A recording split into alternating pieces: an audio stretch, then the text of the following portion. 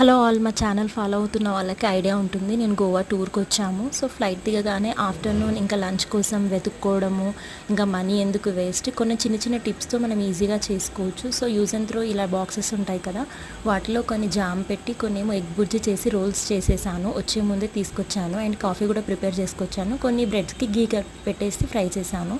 పిల్లలకి మనకి యూజ్ అవుతుంది. కొత్త ప్లేస్కి రాగానే బయట ఫుడ్ ఇంకా హడావిడి ఎందుకు, ప్రశాంతంగా ఇలా తినేస్తే మనకి లంచ్ కూడా కవర్ అయిపోతుంది. కొన్ని టిప్స్తో మనకి ఏంటంటే జర్నీ ఈజీ అయిపోతుందండి. ప్లాన్ చేసుకోవాలి. ఇలా వ్యూ చూస్తూ ఐలాండ్ని ఎంజాయ్ చేసుకుంటూ కాఫీ తాగాము. ఈవెన్ దీని తర్వాత మళ్ళీ మేము ఐలాండ్కి వెళ్ళాము. వచ్చేటప్పుడు కూడా చికెన్ తీసుకొచ్చాము. నేను ఇంట్లోనే మసాలాస్ అవి తీసుకొచ్చాను, అన్నీ మిక్స్ చేసి. సో ఇలా చికెన్ ఫ్రై చేశాను. యుటెన్సిల్స్ వాళ్ళే ఇచ్చారు.